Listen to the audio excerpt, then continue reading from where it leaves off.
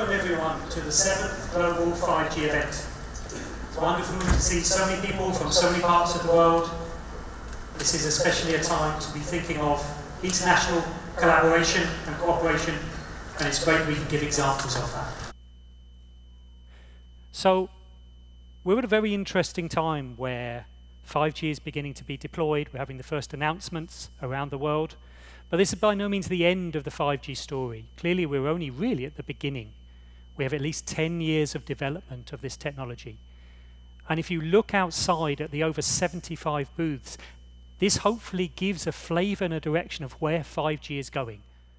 Not just today, what is possible, but what will be possible tomorrow. And I hope together we can see not just the picture for Europe, but for the world. One thing I do need to say on the administrative side before we get going, please can you make sure that you always wear your badges. This is important for security, and it's important not just at this event here, but also when we have the social event tomorrow evening. And just to warn you, the social event tomorrow evening will be somewhat special. So before the social event tomorrow evening, we will have, I think, a quite compelling demonstration of 5G technology, probably something you've never seen before. Super. Okay, with that, then let us start with our rather crowded agenda. And maybe you can tell from my accent that I'm English, and I apologize for that to start with. Also, being English, obviously, we know nothing of foreign languages, so I'll probably mispronounce all your names, and I apologize in advance. But let me have a go, and at least you can laugh, even if I don't get it right. Okay, so we're going to start the opening session with a few opening speeches from key government people who are supporting this work.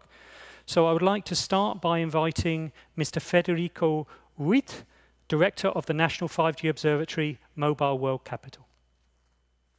This ends, sir.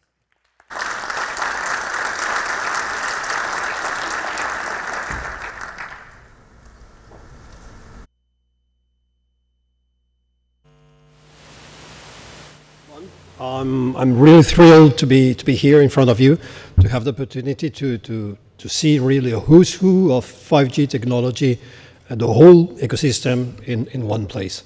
I'm running the 5G Observatory for the Spanish government. It's a public-private entity that is ruled by our Ministry of Economy and the Mobile World Capital. And we are developing an activity that is essentially a mapping of who's who in 5G in our country. And we are also developing an activity of raising awareness of the relevance of 5G among citizens, just telling them what is happening. They're seeing something happening around 5G that they didn't see coming in 4G, and this needs an explanation, what they're about to see during the 10 years that we were going to see 5G implementation, but also, and maybe more importantly, to raise awareness of the huge economic opportunities that we are going to face as a country, that the whole Europe is going to have as a whole member states. 5G is going to raise huge opportunities for startups, for operators, for manufacturers of equipment, for people developing solutions after 5G is deployed and before 5G deployed. So thanks a lot for giving me the opportunity of addressing the audience. And you have an entry point into the 5G arena in Spain in the 5G Observatory. So thank you very much.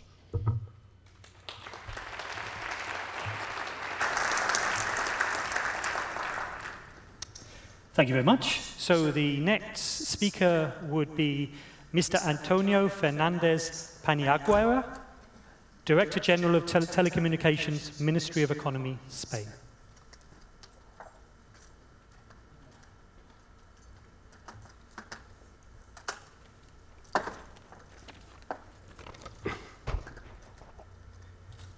Hello, good afternoon, everyone. I am here representing the Spanish Ministry of Economy and Business and the Secretary of State for Digital Advance. And on behalf of them, I would like to welcome all participants in the 7th World 5G event and in the 28th edition of the European Conference on Network and Communications. I would also like to congratulate the Polytechnic University of Valencia for the opportunity of organizing these major international events in Spain, in this beautiful city of Valencia. I hope you will also have the opportunity to enjoy this nice city. The organization of these two major events in Valencia makes this city now, during these days, the world capital of 5G. These are two major events, the global 5G events that brings together the World 5G Industrial Associations and the Conference on Networks and Communication that focuses on various 5G communication systems and networks, including management technologies and vertical application areas. We all know that 5G technology is not only a new paradigm of wireless communications, we know that 5G will be the essential technological key for the digital transformation of society and economy in the most advanced countries and during the next decade. This is why 5G is one of the most important issues we are dealing with, we are working on in the Secretary of State for Digital Advance. In December 2017, we approved the 5G National Plan, which main objective is to place Spain among the most advanced countries in this new technological paradigm, so that when 5G reaches its technological and commercial maturity, Spain shall be ready to harness all the opportunities that 5G will offer to us. 5G National Plan is based on 4 main pillars: making spectrum available for 5G deployment, driving 5G technologies with network and service pilot projects, regulatory issues to have an adequate and flexible legal framework that facilitate 5G deployment, and coordination and international cooperation. Regarding spectrum management and planning, we have carried out several actions since the plan was approved, including the modification of the National Table of Frequency Allocations to ensure the timely availability of 5G frequency bands when the market needs these bands for the deployment of 5G. We have enabled frequencies in the 3.5 GHz and the 26 GHz bands for pilot activities. In July 2018, we made the auction to award the 3.6 to 3.8 GHz band. On 20th of June 2018, we published the national roadmap for the release of the 700 MHz band.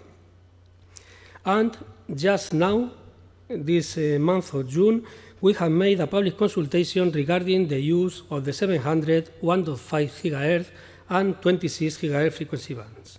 The most important challenges we have to face now are the defragmentation of the 3.4, 3.8 GHz band and the process to release the 700 MHz band and to award this band for the provision of 5G services. Regarding the 5G pilot project, the public entity Red.X has recently awarded the 2 major pilot projects corresponding to the first call for tenders for these pilot projects. Ministry of Economy and Business is fully committed with the early development of 5G in Spain, and we can assure you that we will continue working to get these objectives. I wish you all a most fruitful conference. Thank you very much. Thank you, sir. So, the next opening talk will be from Professor José Mora, who is Dean of the University Polytechnic of Valencia. Sí, sí que el SENC, pero lo que no puc és parlar, saps? Perquè jo no li puc contestar, que l'intercom és solo per a rebre...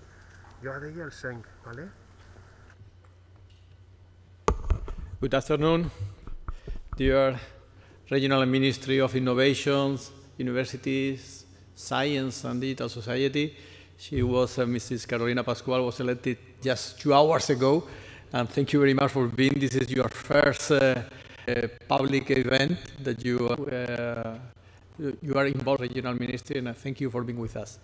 Dear Director General for the Observatory, Director General of the Telecommunications, of the Ministry of Economy, authorities, Chairman of the conference, First, dear ladies and gentlemen, it's a real pleasure to host this event here in Valencia. We are very happy to celebrate it here.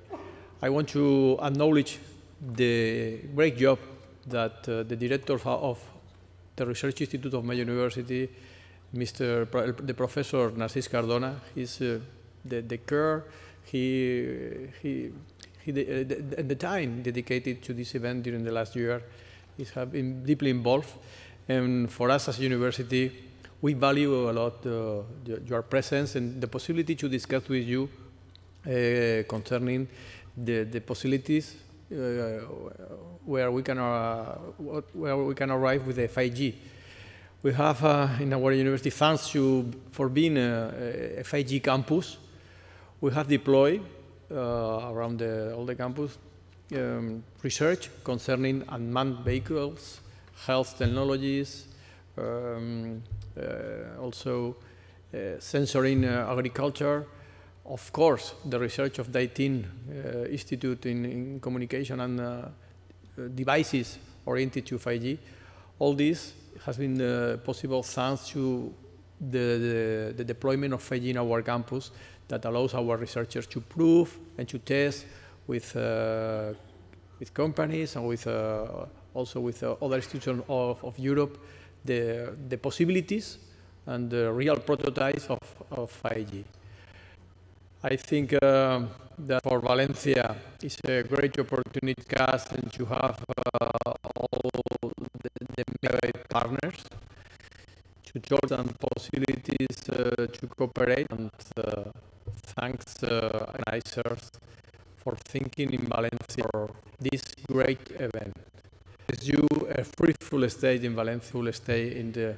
If you visit, you are invited to visit our technical university, Universitat Politécnica Valencia, and please feel free to contact with us. You would like to visit some of our activities or researchers carry out concerning 5G. Thank you very much.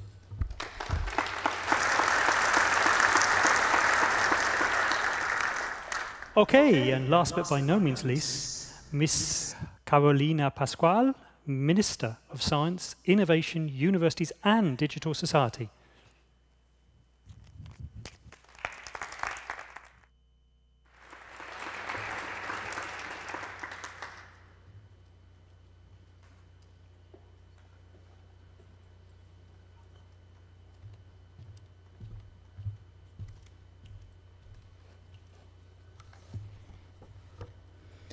Chairman of the 5G AA, Colin Wilcombe, Dean of the Polytechnic University of Valencia, Professor José Mora, Director of National 5G Observatory Mobile World Capital, Mr. Federico Ruiz, General Director of Telecommunications from the Ministry of Economy, Mr. Antonio Fernández Paniagua.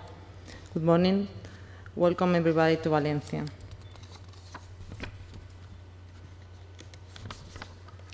First, I would like to convey you the greetings and welcome to the Valencian community on behalf of the President of Generalitat, who, owing to his agenda, today is not able to attend this event.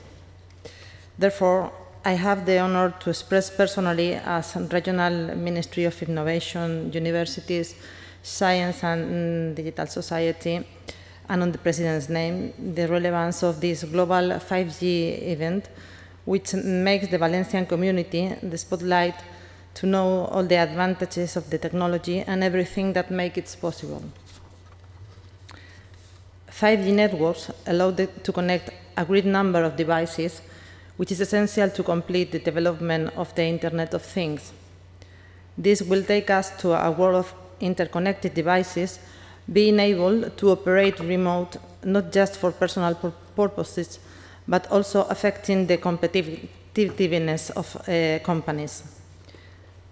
Territories and societies unprepared to enjoy 5G technologies will face real difficulties to extend the Internet of Things solutions, and without them, the intelligent world of the future won't be possible. I refer to smart cities and countries, smart mobility, territory monitoring for a better management and to prevent natural disasters. Rural development, giving more opportunities to study, work, undertake, or simply living with the same services as in a city. Or making possible the companies can produce the advanced goods and services which will be part of this world of interconnected things. All those things won't be possible without the 5G networks that allow to reduce the device's time of response, something essential, especially when we entrust them with responsibilities like self-driving cars or the industrial machinery control, and making possible services like telemedicine or remote surgery, situation where we really need to ensure this technology. Any human activity in the nearest future will be carried out thinking about and using the possibilities of the Internet of Things.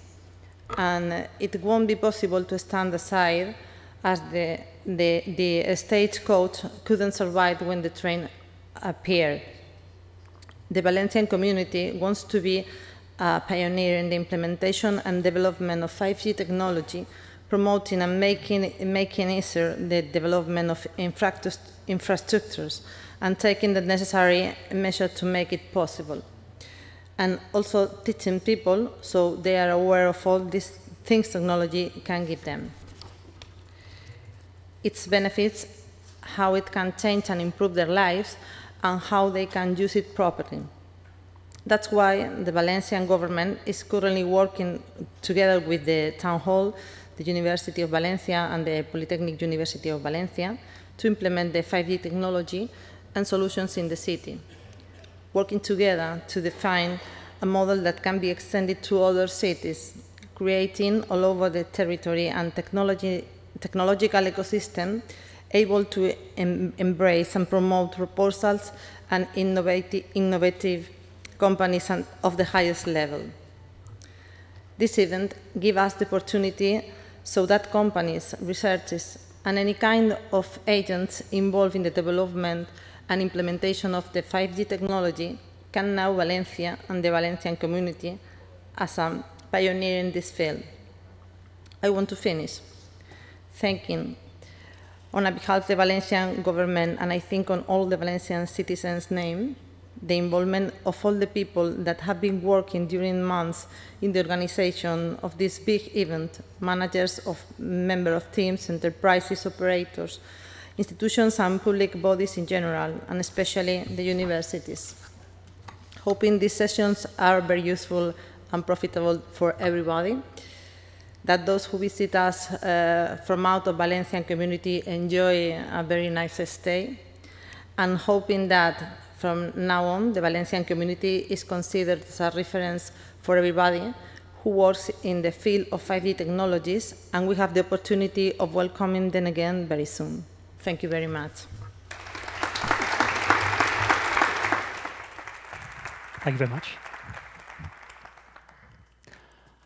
Okay, we now move on to the next point in the agenda, which is looking more from the regional position, looking at the government representatives and the European Commission. And I'd like to welcome to the stage to start with Piers O'Donoghue, who is the Director of Future Networks at DG Connect European Commission, who will give the European view of things. So, I should be on here. Slides. Estimada señora la ministra, gracias de recibirnos y enhorabuena para su nominación. The European Commission would particularly like to thank the community of Valencia and, of course, the Polytechnic University of Valencia for co-hosting this conference, together, of course, with the 5G Industry Association, whose turn it is among the global regional associations, bring together this very important international meeting of those who are involved in developing 5G. So if we start at the work that's being done at the level of, for example, this community, the region of Valencia, other regions of Spain, and of course Spain is one of the drivers of 5G research in Europe, in showing that the Mediterranean has a really important role to play in balancing the economic and social development of Europe, and also in leading the way for others.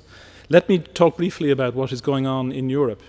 Some of you here, of course, have been to the other 6 of these global events, and so will be used to a slide that the European Commission always presents, which shows progress that we have made in our... thank you. In our action plan. This is the 5G action plan, which the Commission adopted 3.5 years ago. I'm not going to go into any details. Simply, I wanted to show that already then we set out ambitious targets for the rollout and development of 5G in Europe. And we now need to see how far we have progressed. We need to talk to our global partners to see what obstacles have been met, what can we learn from one another, and also what can we show in terms of the potential of 5G in the future in order to get greater support. So this is one of the reasons, in order to be able to have those conversations, in order to be able to understand ourselves what was going on, that the European Commission developed a 5G observatory, which is now fully up and running.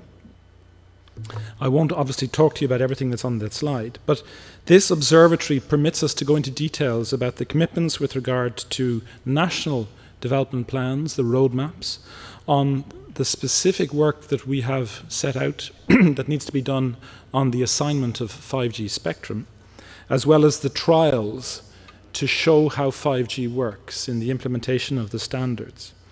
And then also there is work in cities specifically, and there's work in transport corridors. And each of those is broken down and analysed in terms of reporting from member states, reporting from industry, and also our own studies and observation.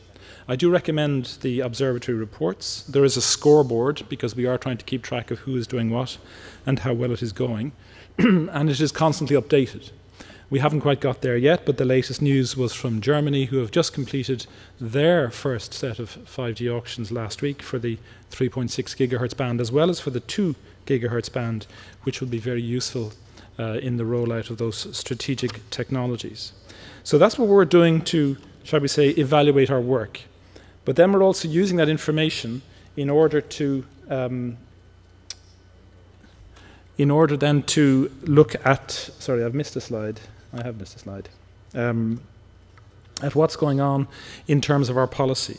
That is in relation to the development of policy and support actions which allow us to achieve smart networks and services.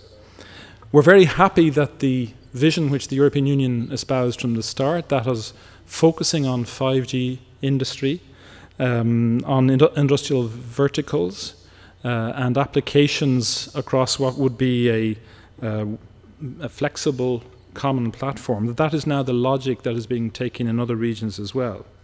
And that allows us to extend the 5G vision immediately to next generation cloud and IoT technologies in order to have this complete suite of adaptable services available to all sectors of the economy and industry.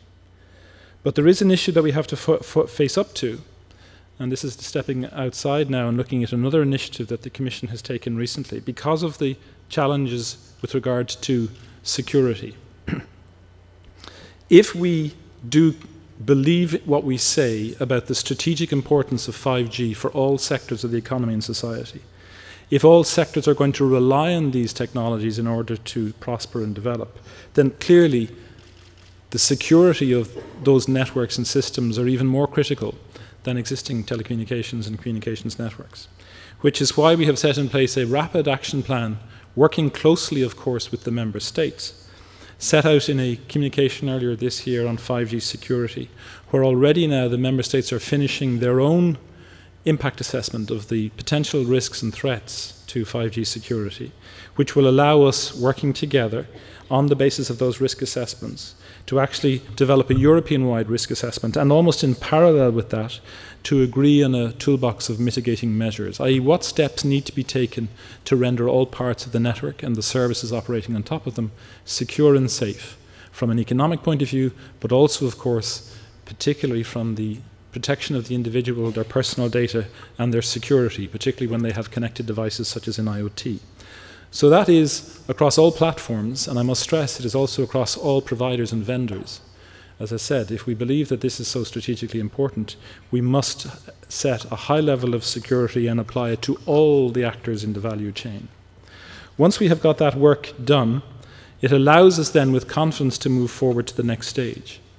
We're already looking at what sort of research and innovation support is needed for technology in the future to actually allow the rollout of smart networks and services. So this actually is already taking us beyond 5G, and it is how do we focus the next generation research and innovation funds, which the European Union is just finalizing now, in a coherent approach to allow us to develop those connected intelligent systems and to leverage the value of 5G, of IoT, of edge computing, etc., into European value chains, into societal development as well as economic development. So that is the driver for our idea to create a partnership under the new funding program called Horizon Europe, which will bring together all actors, including governments, to invest in and to decide on the rollout of this strategic network and technology for Europe. It's creating an umbrella of the work that is necessary, not only for Europe to catch up with other regions, to work with other regions, and to act as an umbrella for technologies beyond 5G. So that's really the vision I wanted to leave you with, which is, just in terms of going beyond 5G. It is part of the policy that we are calling Next Generation Internet, which seeks to put the individual at the center of all of these network technologies, whether they can control their environment, decide who gets to see their data, but also how they value that data in return for receiving services and whatever else may be offered. It also has to meet wider goals, such as sustainable development goals. It needs to, in itself, allow ICT, those technologies, to be increasingly responsible for their carbon footprint. So this work is not just about developing technology for the sake of technology. It is what are the benefits for the economy of Europe and for society as we move forward. So we will have to establish security and autonomy. We will have to ensure that the carbon footprint is driven towards zero, that not only is 5G and beyond 5G helping other sectors of the economy, but is itself as a sector making sure that it meets our development goals. So those are the technological challenges that we will have to meet in the future once we have got 5G up and running. I look forward to a very interesting debate, and I would like to thank you for your attention.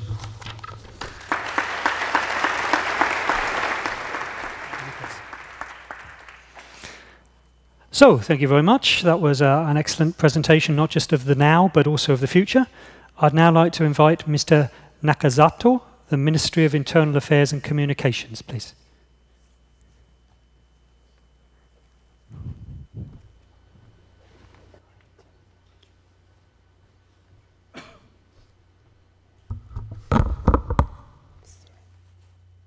Hola. Hola. Mi nombre es Gaku Nakazato. I am Gaku Nakazato from MIC Japan.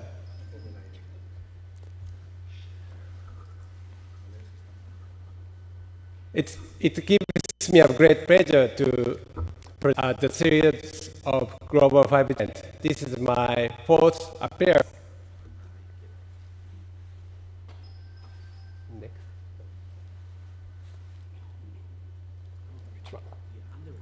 Okay.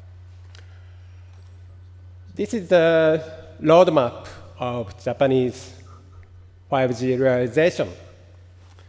As you may know, MIC assigned the first 5G frequencies in April this year in order to start pre-commercial services in September this year and commercial services in spring next year, just before the Tokyo Olympic and Paralympic Games.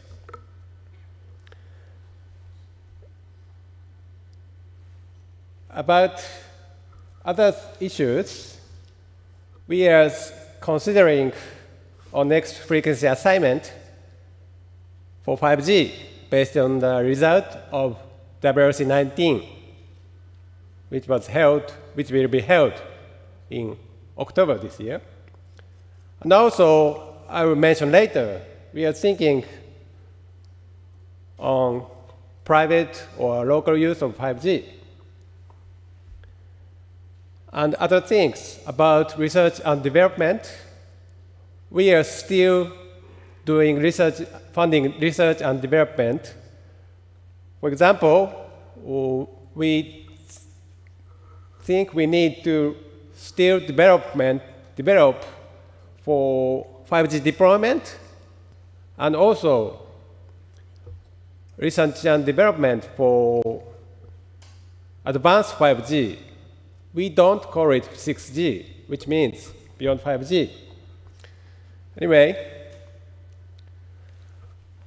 this is the first result of the first allocations, 5G allocation in Japan. As you can see, in sub-6 band, in 3.7 gigahertz and 4.5 gigahertz band in Japan, two carriers, NTT Docomo and KDDI, were assigned 2 slots, which means 200 megahertz bandwidth. And SoftBank and Rakuten Mobile, this is a new entrant for mobile market. They got 1 slot, which is 100 megahertz band. In 28 gigahertz band, each applicant for carriers and 1 slot, which is 400 megahertz bandwidth. Okay.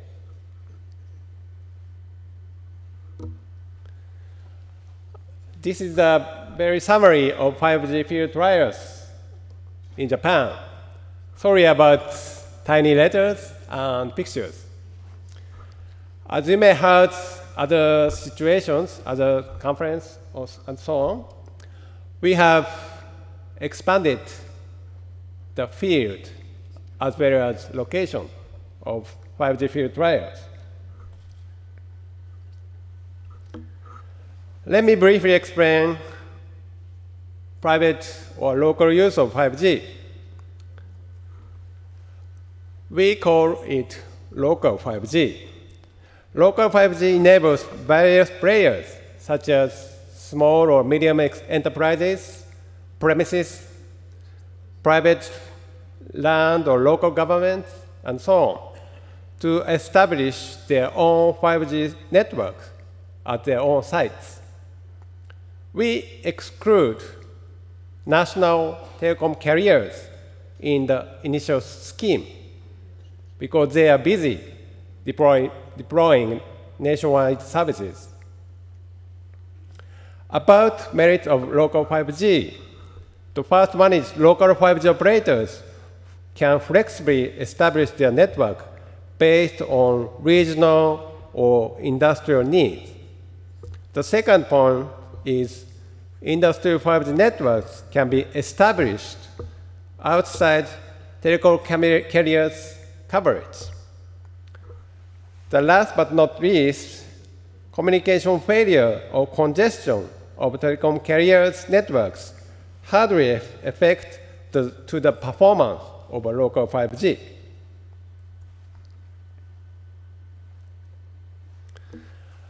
This is my last slide. I'd like to throw out a question to the audience. What should we do for sustainable 5G? What to do to develop 5G sustainably? These days, everybody, general public, knows 5G, or at least heard of 5G. This is a good story,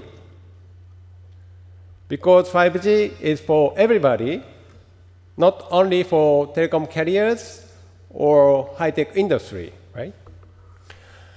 Now, I'd like to say congratulations to South Korean 3 carriers. They are SK Telecom, KT, and LGU+, and to the US carrier, Verizon for successful launch of 5G services. I'm not sure who is the first one. Some other countries, including China and Japan, will launch 5G commercial services this year or next year. However, autonomous driving or remote surgery or many other use cases using 5G are not going to happen by the end of 2020. This is due to the technical problems and standardization schedule, as well as institutional or legal issues. We should continue making efforts to realize true 5G or real 5G, involving such related parties as legal systems or municipalities. To educate people properly is also included. The third point is that 5G must have potential enough to change our daily lives, economy, and society, and so on, and to create a digital future through 2020s. So now is just the beginning of 5G era, as Corinne mentioned in the opening.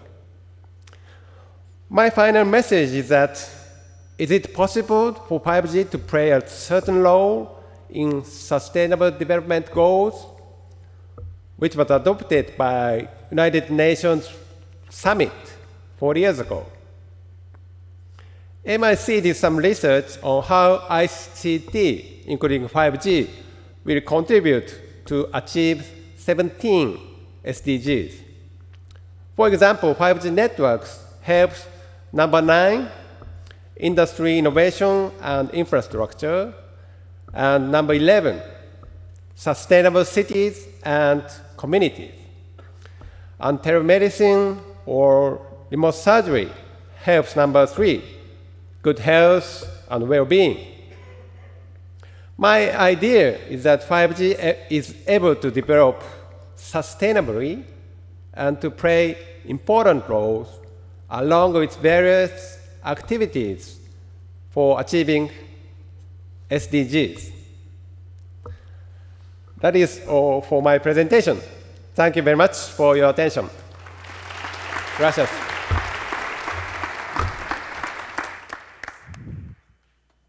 Thank you, sir. Thank you very much, and thank you also for expanding the presentation from purely regional to actually looking at the broader sense, especially these grand challenges we're all aware of. I think this is something which is very good to bring into connection to think, can we solve those with technology? Okay, I'd now like to move to the US view. So I'd like to invite Mr. Donald Stockdale, who is from the US Federal Communication Commission.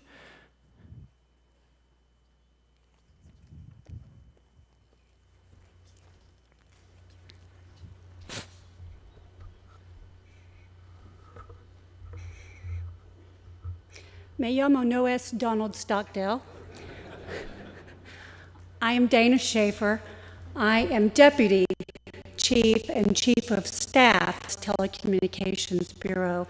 Dr. Stockdale couldn't join us today. I'd like to thank you on his behalf, Dr. Wilcock, and thanks to 5G Americas for inviting the FCC to speak.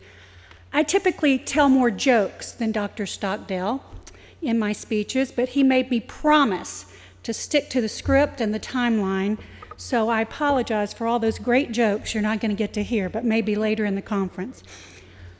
I want to talk about a couple of things that Dr. Stockdale had planned to speak about today. One is how the FCC is encouraging the deployment of 5G technology, and second, I'd like to speak very briefly about the need for spectrum harmonization. Before I begin, I'd like to give the standard disclaimer that what I say today, including any jokes I might slip in, reflect my own views, not those necessarily of the Commission, its staff, or any commissioner. This is an exciting time to be part of the collective 5G effort. After all, fifth-generation wireless technology, or 5G, will be even more transformative than 4G. Networks will be 100 times faster, carry much more data. Lag times will be 1/10 of what they are today. 5G will make travel safer, help reduce pollution, empower farmers to increase production. I could get excited and go on, but you all know very well that 5G will unlock innovations that are yet even to be imagined. But this unlocking will require lots and lots of two things: spectrum and infrastructure. That's why a central component of the FCC's strategy to facilitate 5G, or Chairman Pai's 5G Fast Plan, is freeing up more spectrum, much more spectrum for the commercial marketplace. You see, carriers in the US generally can deploy 5G on spectrum that they already have due to our flexible use approach in spectrum licensing. But again, 5G deployment will require even more spectrum, and the FCC has made significant progress in making that additional spectrum available across a variety of bands, low, mid, and high, for both licensed and unlicensed uses. More specifically, the Commission has made available, or is currently working to make available, the following bands. First, in low band, with regard to 600 megahertz, the FCC held a first-of-its-kind, two-sided incentive auction designed to repurpose spectrum for new uses back in 2016 and 2017. In this reverse auction, existing licensees or TV broadcasters could voluntarily relinquish their spectrum usage rights in exchange for a portion of the value of those rights. And then in the forward auction, companies could bid on the price they were willing to pay for new flexible use licenses. This auction resulted in 84 megahertz of repurposed spectrum, including 70 of licensed spectrum, and it generated $19.8 billion in revenue. Looking at mid-band, the Commission's taken a number of actions to make mid-band spectrum available. With regard to 3.5 gigahertz, the FCC has established an innovative spectrum sharing regime to facilitate shared wireless broadband use of the 3.5 gigahertz band. So you see, this band is used by the U.S. military primarily for naval radars, and so the Commission has worked with our federal partners to create a three-tiered spectrum authorization framework managed by a dynamic spectrum access system that will allow commercial use while protecting incumbents, including federal government users. The Commission will auction up to 70 megahertz of this band to priority access licenses, or what we call PALs, while 80 megahertz is reserved for the lower tier GAA users, or general authorized access. In 3.7 to 4.2 gigahertz, a band currently primarily used by the satellite industry for distributing video content in the United States, the Commission proposed last July to expand terrestrial use of the band. The proposal sought comment on various mechanisms for expanding flexible terrestrial use in this band, including whether to transition all or part of the band through market-based mechanism, an auction mechanism, or alternative mechanisms, and that rulemaking is ongoing. Last April, with regard to the 2.5 gigahertz band, the Commission issued a notice of proposed rulemaking.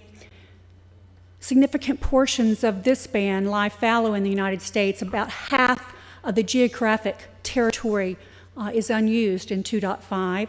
And so the FCC proposed to modernize and rationalize the licensing of this spectrum to allow more flexible use of 2.5 for commercial services.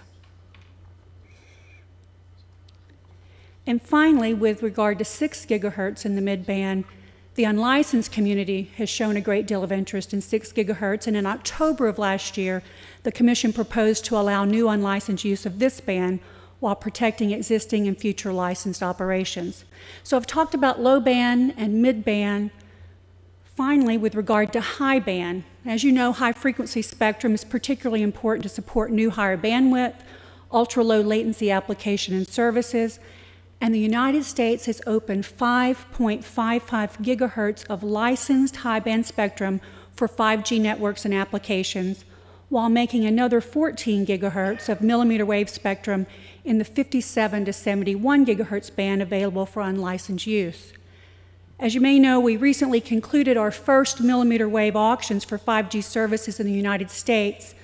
Auctions for the 28 gigahertz band and the 24 gigahertz band offered 1.55 gigahertz of spectrum and generated over $2.7 billion in revenue for the U.S. Treasury for over 5,800 licenses. And we just announced the winners of that auction earlier this month. In April, Chairman Pai announced that December 10th of this year, we will begin a single auction of 3 more millimeter wave spectrum bands, 37, 39, and 47. This auction will be the largest in American history, offering 3,400 megahertz of spectrum. We will accomplish this by using an innovative voucher incentive auction mechanism, or a one-sided incentive auction, that will offer contiguous blocks of spectrum throughout these bands while preserving rights of existing licensees.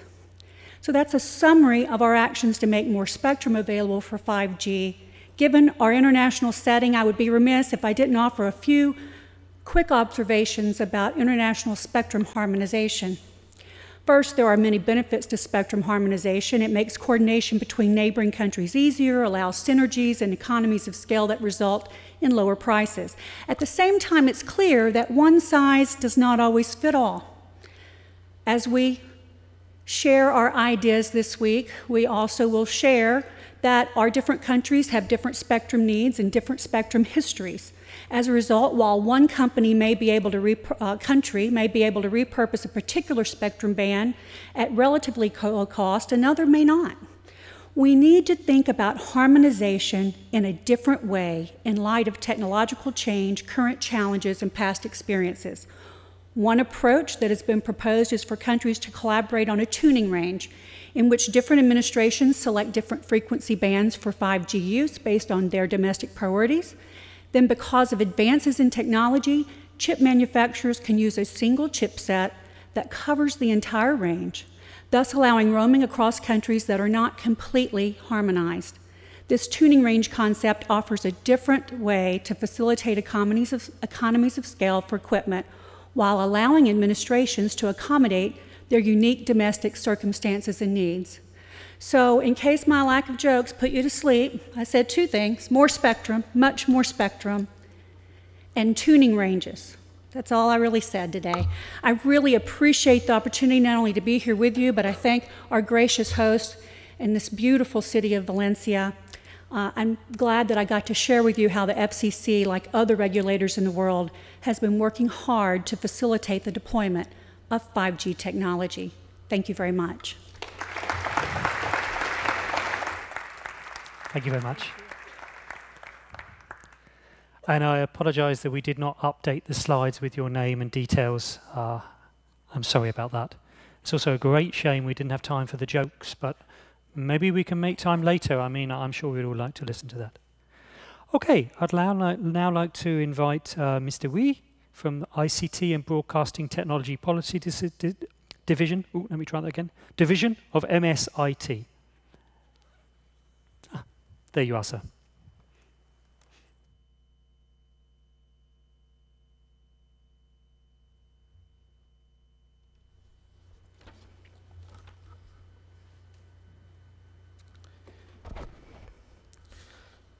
Hi, I am Deputy Director Jae-Seung Wee from Ministry of Science and ICT in Korea, and our division is in charge of ICT, R&D, and 5G technology.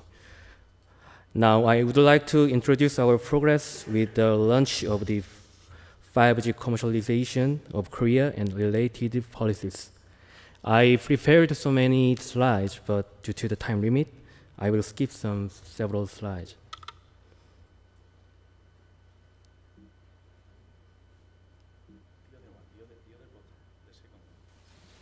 안녕하세요. 저는 12살 장채경이에요. 저는 외교관이 되고 싶어요. 아직 영어는 잘 못해요.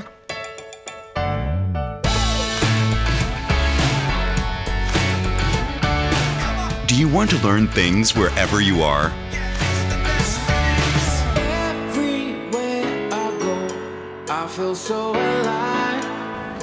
하고 싶은 거 정말 많았는데 여행이요? 안 간 지 좀 됐어요. 유럽 투어 한번 해보고 싶어요.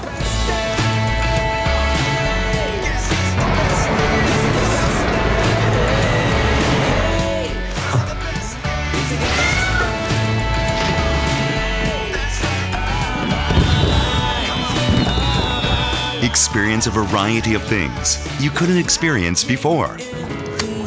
어린이집 가죠.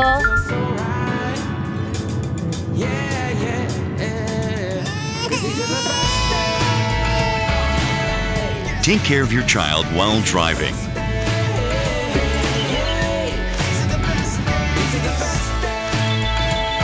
With ease and safety.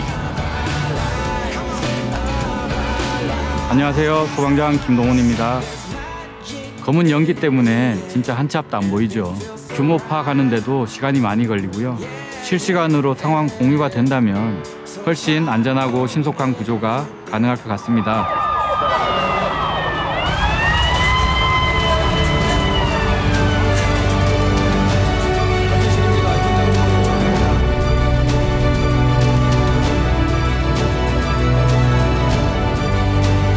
A much safer and faster rescue will be possible.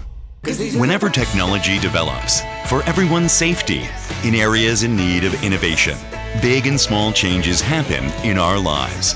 The one thing that never changes among these changes is that we always wish for happiness. To be the first one to realize happiness that everyone only wished for. Korea rolls out the world's first 5G network.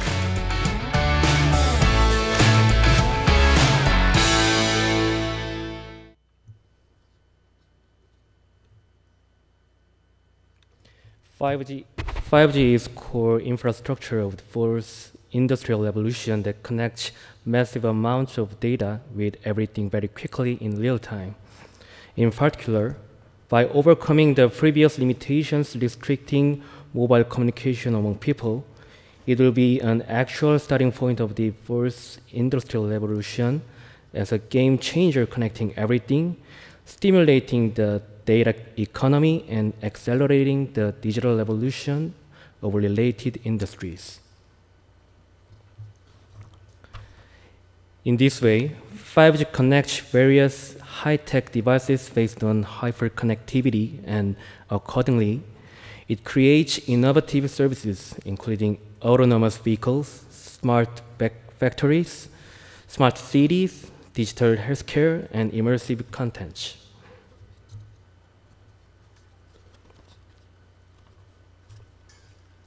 Korea announced the challenging goal of the world's first 5G commercialization in March 2019. Since then, the plan has been implemented without setbacks in 2018, including the trial service at Pyeongchang Winter Olympics in February, frequency auction in June, certification of equipment for base stations in September, and release of 5G radio waves in December. And finally, we succeeded in launching the world's first smartphone-based 5G commercialization on April 3rd this year. This is about 5G trial services in the 2018 Pyeongchang Winter Olympics. And it's about the 5G frequency auction.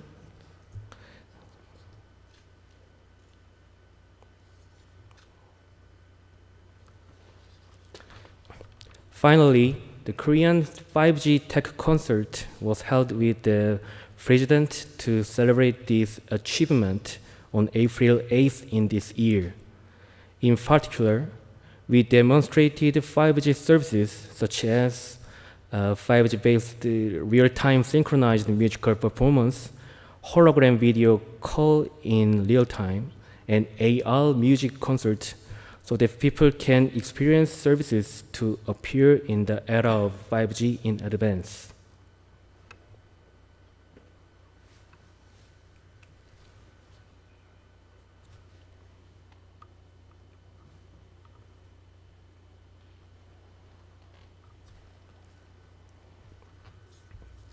Up to 1 million people have signed up for 5G service, and 61,246 base stations have been built nationwide. Since commercialization on every third, and tests for the 5G network are still in progress.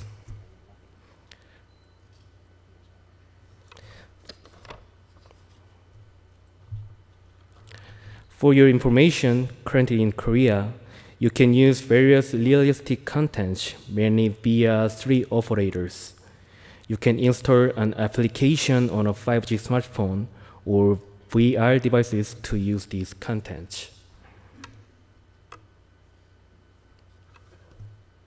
The Korean government promoted the world's first 5G commercialization and then established the pan-national 5G plus strategies to be a first mover in the era of 5G.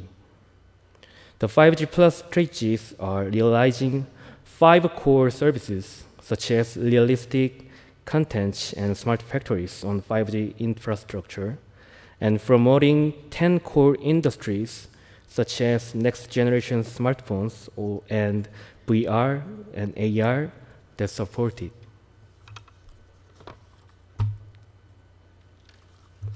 First, the public sector will take the lead in actively helping a company to develop faster. We will support discovering 5G integrated services, including immersive multi-view content, AI crossload, and others, and raise the degree of completion by demonstrating and purchasing in the public sector. Second, we will actively support promotion of investment by companies. We will lighten the burden of investment in the network on mobile operators by expanding tax credits for investment in the 5G network from 1% to 3%, and support investment by 5G plus related companies in facilities and technologies. We will also support companies in developing products by creating 13 test beds in 5 areas, including 5G terminals, equipment, and so on. And final slide. Third, we will eliminate this unnecessary regulations significantly to vitalize 5G-related industries. To do this, we will encourage the ICT regulations sandbox and eliminate negative regulations. And thank you for listening. And if you have any questions, if you give us, send an email, we can give you an answer. Thank you for listening.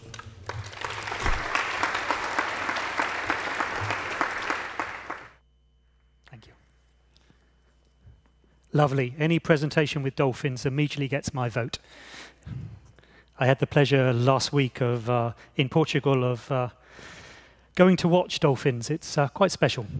Good. We move away from dolphins, and we will now ask Mr. Yulin Liu from the Department of Information and Communication Development of MIIT, please, to give a presentation.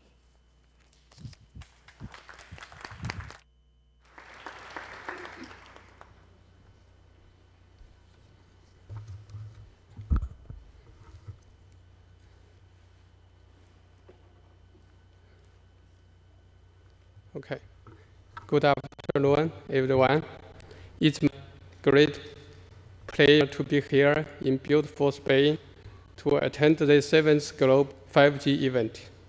As the main direction of the new generation of mobile communication, 5G has received extensive attention worldwide.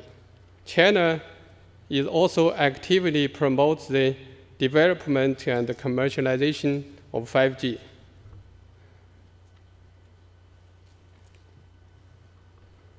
June 6, 2019 was a big day for China 5G.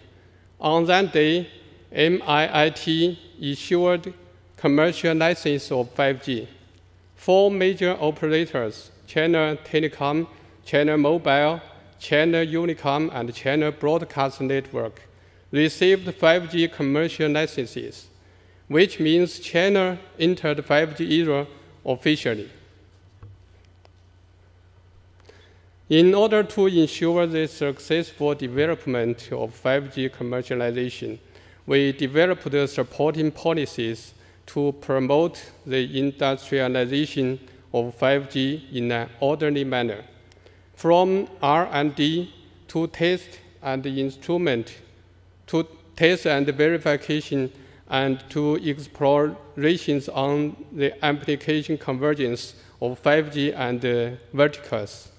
Meanwhile, we also actively worked for 5G spectrum planning and assignment, and strengthened communication and cooperation with global organizations and leading companies. This is a milestone in the process of promoting 5G industry development in China, such as we launched the 5G technology R&D trial in early 2016, and then completed the first, second, and third steps of from 2016 to 2018 successfully. After the third step, the network equipment are ready for pre-commercialization. In order to promote the convergence of 5G and verticals, we launched the Blum Cup 5G application contest in January 2018, and now the second contest is ongoing. Just as mentioned before, on June 6th of this year, we issued the license officially. As for spectrum, China issued spectrum trial licenses to China Mobile, China Telecom, and China Unicom at the end of 2018. In the early stage of 5G commercialization, China would firstly started 5G development in the low bands, which include 2.6, 3.5, and 4.9 gigahertz. In addition, the millimeter wave band will play an important role in enabling the extremely high transmission rate and network capacity. So we also actively carry out studies on 5G potential candidate bands, including 26 and 39 gigahertz, etc. In order to ensure a successful 5G commercialization, we are now working on spectrum coordination works for sub-6 gigahertz band. It mainly involves in mobile communication services with satellite and other radio services. The Radio Regulatory Administration has made many efforts to ensure the 5G network being deployed on time, such as cleaning up stock satellite Earth stations. In terms of industrialization, China launched the 5G technology R&D trial at the beginning of 2016. Built with public trial environment, our platform is open to all companies around the world. By the end of 2018, the main tasks of 5G trial have been completed, which promoted 5G network to basically satisfy the commercialized needs. At present, operators have started 5G commercial deployment in major cities in China to further promote the maturity of the major links of the 5G industry chain, and to explore the deployment of application convergence of 5G and verticals. With the joint efforts of the global industry, the global 5G industry chain is rapidly getting into maturity. Currently, the base station and core network equipment are able to meet the commercial needs. HiSilicon, Qualcomm, Samsung, and others have released 5G commercial chips. Huawei, Samsung, Oppo, Vivo, Xiaomi, ZTE, and other UE manufacturers have also launched 5G smartphones. The industry is ready for 5G commercialization. In order to realize a high-quality network, China actively explores and promotes the co-deployment and sharing of 5G network.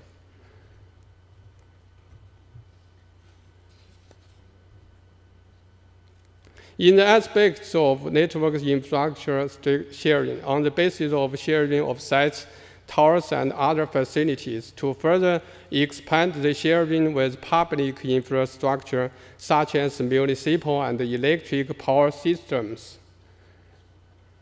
All operators' network will be deployed and operated in urban cities and hotspot areas, making full use of market competition mechanism to meet diversified business needs. For indoor coverage scenarios, the same frequency band will be co-built and shared. In the remote region, we are considering to facilitate network sharing by means of different network roaming. For 5G, it should not only be built well, but also be utilized well. Therefore, China is also actively exploring 5G application development coverage with verticals.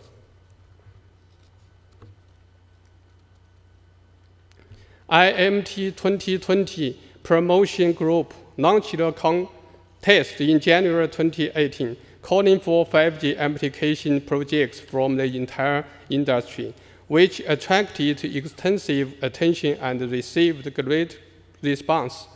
The contest ignites the enthusiasm of all parties for application innovation and promotes the development of convergence of 5G and verticals.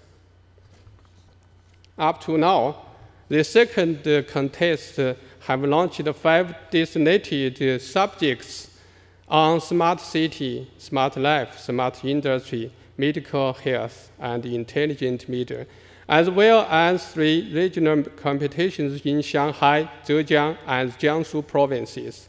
Besides, VR and AR, Internet of Vehicles, cloud application, and other subjects are in preparation.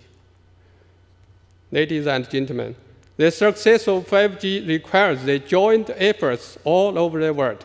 China pays a great attention to international communication and cooperation in this field. And IMT 2020 Promotion Group has signed MOUs with leading 5G organizations from Europe, US, Japan, Korea, and Brazil, which strengthens our collaborations on 5G spectrum, RD, trial, and application to promote 5G development together. That's all. Thanks for your attention. Thank you, sir. Excellent. Super. Then let me ask the last speaker in this session, Jose Gontijo, who is from the Brazilian Ministry of Science, Technology, Innovation, and Communication.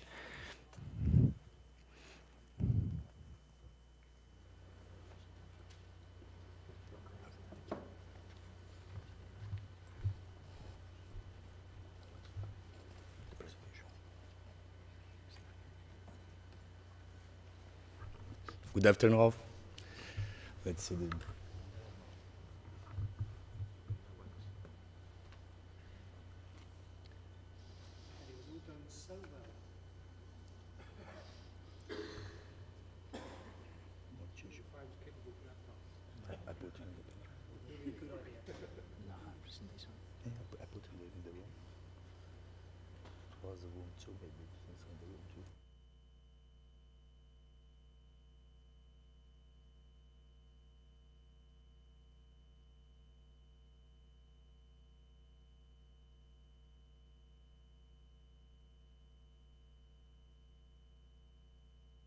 had put over there, but probably something missing.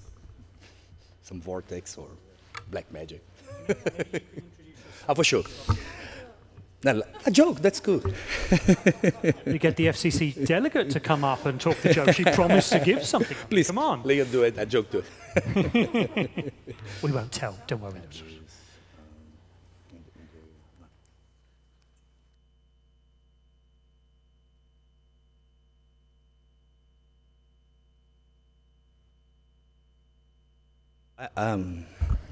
My name is José Gontijo. I'm the Director of Science, Technology, and Digital Innovation in the Education. And since we start our partnership with Europe, South Korea, and other countries, we moved to this multilateral program. So,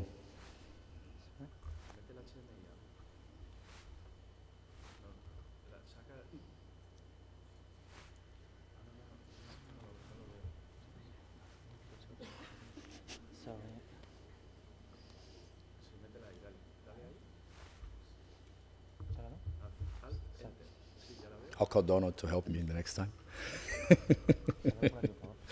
Well, in Brazil, in the few years, the past years, we have a very good cooperation, doing some R&D projects together with our colleagues from Europe, and also with very close partnership with South Korea Ministry. We have a meeting in Brazil last month.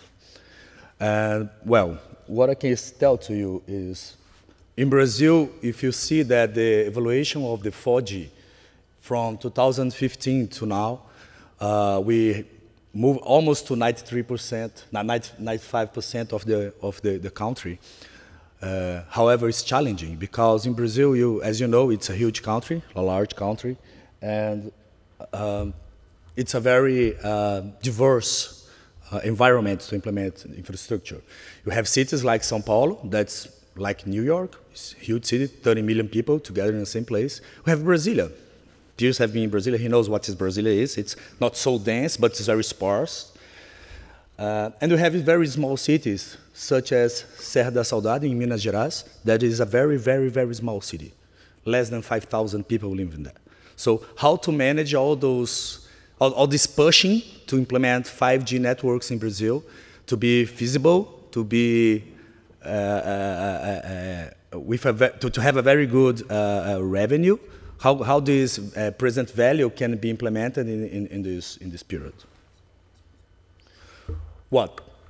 First of all, the standard is ready, the operators are ready, the governments are ready.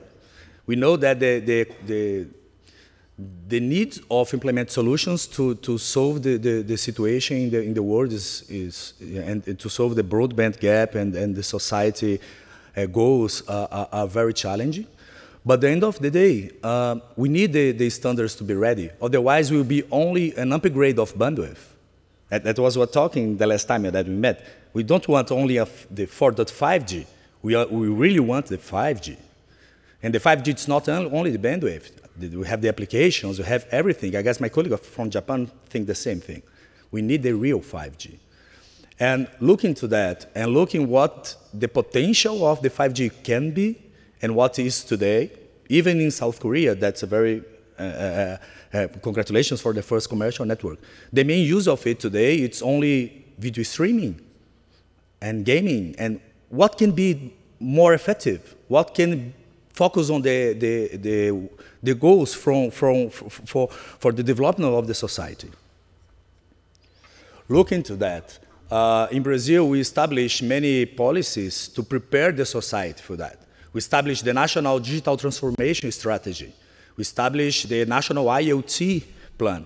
We established and prepared the regulatory framework. And now we are proposing a public consultation regarding a document that will show us the national strategy for 5G. Of course, you have already made a lot of things in the years, but today we need this engagement from everyone to do the solution, to implement the solutions and find solutions that will match with the Brazilian perspectives that are in it. If you look at the standards don't look for the range of the network of the base stations. There are a chapter in the 3GPP. There are some places in the ITU, but when you look, there is no one developing this. some very small projects or specific projects, such as the one that we do together with Europe, that's the 5G range. Including we have some demonstration over there about it. That's how we will, if you look to, oops, sorry. If you look to Brazil, we are a huge, huge country. And less than 1% of the population, less than 1% of the territory is occupied by more than 90% of the population. We really need, in Brazil, the range approach in the 5G, including for business to business. If you look to agriculture, if you look to the rural area, there are many revenue, many richness being made over there. But if you don't think about this right now, I know that the countries that are launching their networks, they have another perspective. But in Brazil, we really need that. And we know that in Europe, you have challenges similar. We know that in China, you have in the middle of the US, you have this kind of need. The technology is there. We prepare, in Brazil, we will make the auctions in March. We will make the auction in March with the 3.5, 2.3, 26 giga, and also a small part of 700 that matches it with the Europe proposal. But, okay, but this will solve our goal. 15 kilometers, 20 kilometers will help to implement mobile broadband all over the country in the rural areas where we have around maybe 1 to 2 trillion reais of revenue from the agriculture in Brazil. How can we manage that? So I'm here to provoke as the government to how can we push this range approach in the development of the 5G. We know that's a very long range, and as we know, the standard is not ready yet. Only the bandwidth, some specific applications. It's a long term with the releases, but we have to put this in the agenda. Otherwise, we will lose another opportunity to solve this gap in these areas that really need connection, not only in Brazil, okay? And I agree with peers. We have to think about beyond. This is the government duty to think about beyond. Of course, the companies will not look about the 6G or everything, what could be, of course. But the government have to try to organize a little bit what's happening. From here to 10 years, there are people and brains thinking about how to solve that. So this is what I would like to tell to you. Thank you very much. And I hope that you enjoyed this meeting. Thank you for the Minister of Valencia. It was amazing to be here. It's an amazing city. Thank you. Thanks. Okay, so we've seen the view from right around the world. That's excellent, and let me thank all those presenters for staying in time. I was having kittens thinking, oh, when they run over 5 minutes each, you know, you're not going to get a coffee, which is really serious. So the next thing on the agenda is a so-called fireside chat. You will notice we do not actually have a fire. We thought it was warm enough. We'll leave the fire bit. But I would like to invite Mr. Laurent Payasot, who is CEO of Orange Spain, and we will try and informally discuss some of the key interesting points. Let's see how we do. Welcome, sir. Thank you. You have a mic there, right? I have a mic. I don't have a mic. Could we perhaps have a mic? Otherwise, the fireside chat's going to be a bit one-sided. I don't know. Yeah. So firstly, I'm guessing I need to apologise for the pronunciation of your name. I probably got it horribly, You've done well. wrong. You've done well. You've done well. Good. Well, it's interesting because my Spanish colleagues gave me a different pronunciation from my French colleagues, so I don't know which is... Yeah, you're right. That's true. Okay, traditionally at this point, I'm meant to introduce you properly and give a little bit of background. Let's keep that fairly short, because as I say, coffee is on the line here, and I appreciate nothing as important as coffee.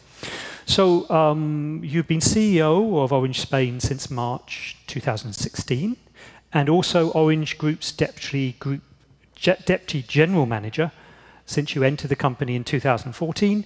And before that, you come from the financial sector, where you had a career, where you were CEO at a number of prestigious financial institutions, President of General Electric Money Bank from 2005 to 2007. and Deputy CEO of Credit Lyon from 2007 to 2014. And you have an engineering degree, which is wonderful. It's great to talk to engineers, but also an MBA from l'École Nationale. No, sorry, MBA from INSEAD and a Master of Computer Science at Paris University. He's got enough letters after his name. Super. Wonderful to have you here. Welcome to the global event. I have a few questions here which I hope will be of interest. If we have time, we can maybe open things up to the audience, but as I say, we're rather limited on the agenda. So let's try with this and see where we go to. So I guess the first thing maybe to start is maybe we could start from sort of the Spanish angle. So how would you define the Spanish market and the role of Orange? I think yeah, two elements which I think we can share about the Spanish market, which make it a little bit unique and is of importance for the 5G deployment in the future. First one is we are a very convergent market. 5% of the fixed offers are actually offers in Spain. The second element is it's one of the countries with the largest deployment of FTTH. We have two of the largest networks. In fact, the one from Telefónica with 20 million households passed, and the one of Orange Spain, 14 million households passed. So that means that we have 70% of coverage in fiber. So again, of importance for the 5G deployment. Regarding Orange Spain, we are now celebrating our 20 years anniversary, 20 years of commitment in investment, innovation, and obviously with the position that we have, with I would say all the investment that all the sector has done over the past decade, I think we were very well positioned as we are a leading country both in terms of fixed and mobile networks to capture all the potential of the 5G deployment and the disruption. Excellent. How important is 5G? I mean, we've got the conference here, so I think we believe it's important, but what's the bigger picture? What's the big thing here? Well, from the point of view of an operator, basically we are entering a new era, which is the era of immediateness, the era of real time, the data that will be able to process and to transmit in a millisecond. That's really what makes the disruption. Obviously, the slicing feature, which is a key element for reserving, capacity reserving, or I think like prioritizing a network with service levels, guarantees, is also a key disruption which is of importance for all the sectors and industries that requires or for which connectivity is critical. I think 5G is also good news in terms of environmental issues, as we will be able to reduce the consumption of energy per giga. And we are facing, we all know, an explosion today and for the future in terms of data. So that's a way to limit the impact, the carbon impact of this, I would say, unprecedented growth in terms of data. And in the same line, I think with all the connected objects, we will be able to also to reach new levels of optimization of our resources at home, in the cities, in our plants. So I think there's a lot of elements that bring the 5G, which makes it not only an evolution, but really a disruption. So a revolution, not an evolution. Yeah, that's exciting. What sort of impacts can we really expect from 5G? What are we going to see in our everyday life? Well, all the 5G, I think, benefit, I would rather look at all the potential for the B2B segments rather from the B2C. I think B2C obviously will have many things coming in from the speed, from all the immersive experience. But the B2B, I think, is where this challenge is. The opportunities are to transform the models, to reinvent the models in all areas, all sectors. You know, we've seen an example this morning, but automotive industry is clearly one. You know, all industries, it's about rethinking the way we work together, the way we conceive a plant, the way we produce elements, goods. Audiovisual is all about new contents be delivered in different form.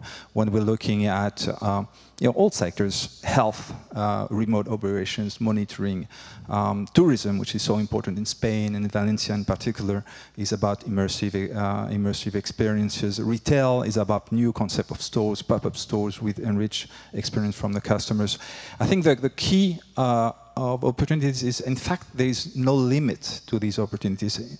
It relies on really basic things. It's ubiquity of the red, of the 5G connectivity, it's speed and the latency. And it's a world of opportunities that we are opening, and the scope is not yet totally appreciated. Do we actually need to change any approach from the telecom side to actually succeed in these verticals, or to actually approach it, or is it business as usual? Well, it is a different story. I think in the 4G we were basically rolling out capacity and coverage, and then everyone will make use of this capacity and coverage. Here, especially in the B2B segment, we're talking about exploring new ways of working. And that's a change. That's a change in mindset. That's a change of ways of working. That's why we are doing so many pilots. At the Orange Group, we're doing pilots in 17 cities, just in Spain, in 7 cities. Wow. Valencia being one of them, obviously. And with many use cases about tourism, about cars, about Industry 4.0, about remote expert support in emergencies, in industries, in security. I mean, there are many use cases which we are exploring hand-to-hand with B2B customers, with our customers. Because at the end of the day, a lot of what you will see today is still to be embedded in the business of our customers. And that's where the main effort is. And we cannot do it as operators not being partners with them. So you will see some examples in this event about remote driving, about controlling industrial robots, about virtual reality, about new TV online events that you can transmit with the 5G. But at the end of the day, it's our customer that needs to find the right business model to reinvent their business model, and we are partners in that, and that's a new way of working. So that's a very big challenge for operators to work this way, but that's the only way with the 5G if you want to capture all the benefits. Beyond that partnering, what is Orange actually doing, trying to actually realize the potential of 5G? Well, we are obviously we are as operators. We need to invest and we need to deploy. In terms of timeline, that's an issue for us because there's uncertainty in these timelines. Obviously you have the spectrum allocation needs to be done. From a telco perspective, we'd rather have it cheaper than expensive. We also have pitfalls, like what's going to happen in the norms of radio emission with the 5G. That's going to be a huge impact in terms of the timing and the cost of deployment of the 5G. In terms of B2C, we know that B2C adoption, if we look at 4G adoption curves, it's going to take a little bit of time, but really the key element, in my view, as operator, is the price tag of the terminal smartphone. The good news is we've seen examples, Asia, the whole continent is deploying very fast. This is going to lower the cost, probably more rapidly than we had initially in 3G or in 4G. So that should be pushing for faster adoption. But my guess is that it's a 2023 schedule more than in terms of critical mass with the 5G in consumers. In B2B, it's a different story. We have 2 milestones to go. Well, the first one is normalization, 2020. Then it's getting all the sensors, the devices with a new norm at scale, which is more 2022 issue. So basically, I think the key here is, can we start experimenting with our customer? And the answer is yes. There's so many things that we can still already do with the 4G LTE technology. Industries like utilities, like mines, automotive industries are doing already a lot of things very interesting, just using and leveraging 4G LTE. And that's an element which is driving the learning curve. That's obviously it's going to be, for this industry, easier to get all the potential of 5G. So I think there are many things where we can experiment with our customers already, obviously probing the 5G, but not only probing the 5G. You were mentioning some of the issues which were of concerns, or some of the things that were challenges. Would there be any other aspects you would like to highlight as challenges for actually realizing this potential of 5G? Yeah, I think if you allow me to take, I know it's an international event, but if you allow me to take the perspective of Europe, as being a European operator, I think we need to put our acts together as a continent. I think I see 3 challenges. The first one is about scale. I think Europe so far is lagging behind in terms of capacity of gate scale. So what we like about the US, about the key success of all the US companies is that they've been taking a great innovative ideas and putting it to scale very rapidly because they have their own native markets to do it. We have a European market, but we are so fragmented that we've not proved able to seize these opportunities. So that's the first challenge. How do we unify, harmonize more Europe to get the scale effect? The second effect, which is a very selfish preoccupation, but I think it concerns all industries, we need consolidation in terms of the telco sector. I mean, size matters. I mean, everything, we are a business where we are laying down infrastructure for the rest of the benefit of the economies in all the countries. And this is about huge elements of investment. So we have to invest in fiber. We have to invest in 5G. We still have investment in 4G. We need to invest in rationalizing 2G, 3G, 4G. I mean, there's huge amount of investment. We are highly intensive investment industry, and we're a fixed business, fixed cost business. So size is of critical matters. And when we look at the level of investments per capita in Europe versus US, it's half of it. So, basically, investments of today is growth of tomorrow. So we need sizable operators that can compete at large scales with other continents, US and China mainly. And that's a second challenge. And the third challenge is a level playing field. Obviously, in Europe, I think we cannot remain with, I would say, internet giants that piggyback on the infrastructures with less regulation, easy access to these infrastructures, one world, and the other one being the companies of the TIC of this world, which invest locally, employ locally, and are each day more regulated and more taxed. So I think this level playing field is also an issue. Thank you for that extensive answer. I mean, is Europe late with 5G? Well, for the moment, no. But everything is going to be happening in the next 2 years. So I think we need to move very quickly. This requires basically to put our acts together, governments, regulators, companies, more smart or startups or big ones, public or private, in order to transform Europe. I mean, we want a Europe where scale and size is possible, but not only possible, it's pursued as a goal. We need a Europe where the level playing field is something we implement, we encourage, and a Europe where basically competition and investment is valued with the same level of importance. I think I'm convinced, as being a local operator in Spain, that we cannot win in Spain or in any other country if Europe doesn't win. Or put it this way, we will only win if Europe wins. That's about what I have to say. Wonderful thing. I'm afraid we're at the end of the time. Thank you very much for the open and honest discussion. I think you've made some very valid points there. Would you have any last words of conclusion? Yeah, again, 5G is a huge opportunity. Let's just capture it and let's learn together. But let's not wait 5G.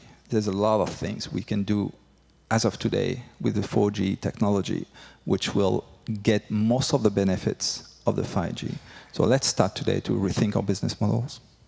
Great. Well, thank you very much. It's excellent. Thank you.